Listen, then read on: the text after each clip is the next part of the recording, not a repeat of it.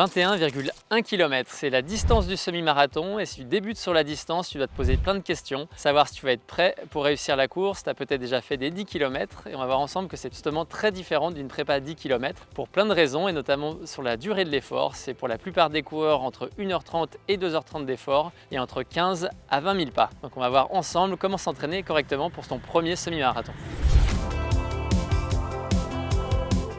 Débute sur semi-marathon, tu n'as pas besoin de courir tous les jours et courir vite à chaque sortie. On va voir ensemble que évidemment il faut de la progressivité et que déjà avec 3 entraînements par semaine, déjà ça te permet de te progresser pour peu d'avoir des séances qui soient suffisamment variées. Et le but c'est de construire véritablement ton endurance mais aussi apprendre à courir et avoir une bonne gestion de l'effort. Pour bien réussir sur semi, on peut considérer 3 piliers très importants et si tu fais déjà ça, tu auras 80% de ton résultat. Le premier pilier c'est l'endurance fondamentale. On peut aussi l'appeler footing à allure lente, ça veut dire que tu dois être en capacité de parler à tes potes si par exemple tu cours avec des amis ou en tout cas d'être en capacité de parler sans avoir à te reprendre et à reprendre ton souffle toutes les 3 secondes. Donc ça c'est vraiment la base de l'endurance et c'est vraiment très important et c'est peut-être quelque chose que tu n'as pas forcément en tête quand tu débutes sur semi-marathon parce que le piège que beaucoup de coureurs font c'est d'essayer sur un tour pas loin de chez toi ou de ton travail, une boucle par exemple de 10 km. Au début tu vas peut-être commencer en 55 minutes et puis après la semaine suivante tu vas faire en 54, en 53, etc. Et puis en fait au début tu vas avoir l'impression que tu progresses bien. Pour autant en fait tu vas à un moment donné stagner et puis ça va t'occasionner de la fatigue parce que tu seras sur des allures d'entraînement qui ne sont pas vraiment adaptées. Tu seras ni jamais très élevé donc tu vas jamais véritablement développer tes capacités cardiovasculaires et de vitesse. Mais d'un autre côté tu seras trop rapide et donc ça va t'occasionner de la fatigue et c'est pas à ces allures là qu'on construit de l'endurance.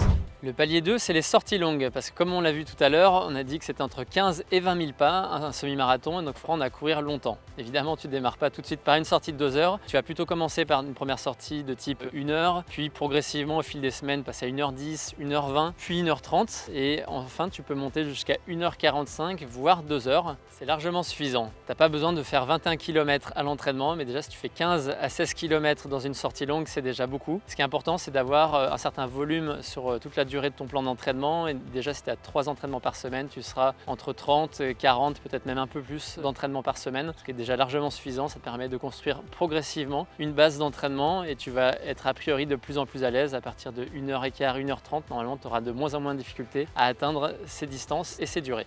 Le pilier numéro 3, c'est le renforcement musculaire et la préparation physique. Tout simplement, avec ce qu'on a dit tout à l'heure, les 15 à 20 000 pas, ça occasionne en fait une casse musculaire et une certaine lassitude au niveau de ta foulée. Donc ça va venir dégrader ta foulée au fil des kilomètres, mais aussi ça va être douloureux pour toi. Et donc si tu veux éviter d'avoir vraiment très mal aux jambes et de ralentir, et puis en particulier si on pense au Hoka Semi de Paris avec une dernière montée vers la gare de Lyon, si tu veux être fort sur ces moments-là, c'est important de faire du renforcement musculaire, on va dire 1 fois par semaine, avec des exercices incluant des squats, des fentes par exemple, et tout type d'exercices que tu pourrais retrouver dans l'application Run Motion Coach. Le but c'est d'être fort pour être prêt le jour de la course. Concrètement, si tu es sur 3 entraînements par semaine, tu as déjà une sortie en endurance fondamentale, une sortie longue comme on a vu juste avant, et puis après tu peux rajouter aussi des séances de fractionnés, soit à très haute intensité, soit à l'allure simplement du semi-marathon pour être à l'aise sur les allures. Et puis enfin, le bonus, c'est on rajoute de la préparation physique qu'on peut faire chez soi le matin ou le soir. Normalement, on arrivera tous à caser ça dans un agenda. Et là, généralement, tu as un entraînement qui est complet, idéalement au moins 8, 10, voire 12 semaines avant pour le démarrer. Puis si tu es dans une application comme Run Motion Coach, tu peux même démarrer avant, tu n'as pas de date limite. C'est l'idéal si tu veux un maximum de progressivité. Voilà donc les 3 piliers importants pour réussir ton premier semi-marathon. Donc ça, c'est les grands principes.